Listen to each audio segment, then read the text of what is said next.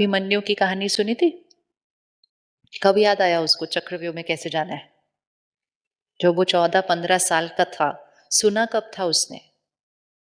जब वो गर्भ में था, लेकिन ये नहीं सुना था बाहर कैसे आना है। तो वो अंदर जा सका, बाहर नहीं आ सका।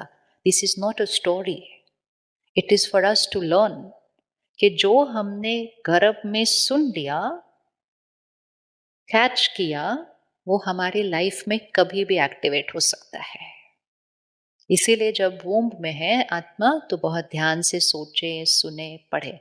अब हम come to why children are hyper. जब हम सब गर्भ में थे, हमारी मम्मीज की जीवन एक अलग तरह की थी, राइट कि नहीं? अच्छी अच्छी फोटोज देखती थी, देवी देवताओं के पिक्चर सामने रखती थी, सब कहते थे इनको देखो, इनके जैसा बच्चा आएगा आपके घर, बोलते थे कि नहीं उनको? आजकल की मम्मीज किसकी फोटो देखती हैं?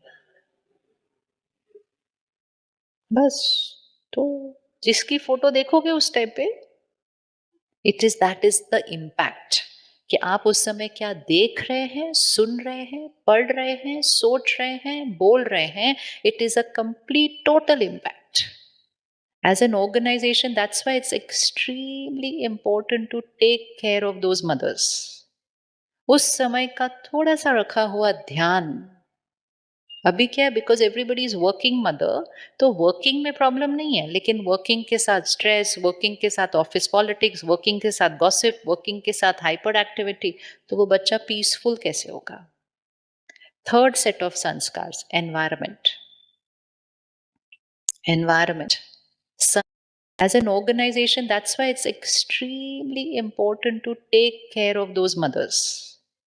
उस समय का थोड़ा सा रखा हुआ ध्यान। अभी क्या है, because everybody is working mother, तो वर्किंग में प्रॉब्लम नहीं है, लेकिन वर्किंग के साथ स्ट्रेस, वर्किंग के साथ ऑफिस पॉलिटिक्स, वर्किंग के साथ गॉसिप, वर्किंग के साथ हाइपर एक्टिविटी, तो वो बच्चा पीसफुल कैसे होगा? थर्ड सेट ऑफ संस्कार, एनवायरमेंट। एनवायरमेंट, संग का रंग, कहते हैं ना संग का रंग। तो 3 साल तक बच्चा एक अलग तरह से सोचता है, बोलता है, स्कूल जाता है, वोकैबुलरी चेंज होने लगती है, बात करने का तरीका बदलने लगता है धीरे धीरे। बच्चे के पेरेंट्स कहते हैं ये कहाँ से सीखा, कहाँ से सीखा? सबने कहा अभी स्कूल जाना शुरू किया। संग का रंग, इस समय सबसे बड़ा संग कौन सा है? पॉकेट के अंदर है, दैट इज संग का रंग। जिस भी एनर्जी वाइब्रेशन के नजदीक हम रहते हैं, उसका मुझ आत्मा के संस्कारों पर असर पड़ता है। इसीलिए अपना सोशल सर्कल, अपना फ्रेंड सर्कल बहुत ध्यान से चूज करिए। आजकल सोशल सर्कल चूज किया जाता है बेस्ड ऑन अचीवमेंट्स, भाई इनके साथ रहने में फायदा है, इनके साथ कनेक्शन बना के रखो। सोशल सर्कल चूज कीजिए, वो उस फंक्शन में जाइए, उस पार्टी में जाइए, उस गेट टुगेदर में जाइए जिसके बाद आपकी एनर्जी बढ़ी हुई है। हमेशा हमेशा उस संग में जाइए जिस संग के बाद आपकी एनर्जी बढ़ी हुई है।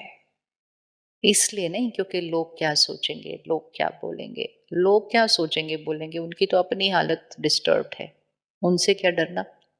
और ही अपनी शक्ति बढ़ाकर उनको शक्ति देना शुरू करो। Radiate power to them.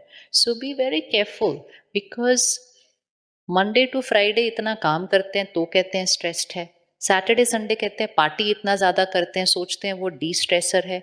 आजकल की दुनिया की पार्टी डी स्ट्रेसर तो नहीं हो सकती बिल्कुल भी। I think that weekend is more depleting than the Monday to Friday.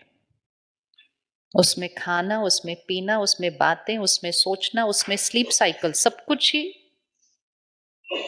तो लीडरशिप क्वालिटी मतलब चेंज लेकर आओ, पार्टी एक नई तरह की करके दिखाओ।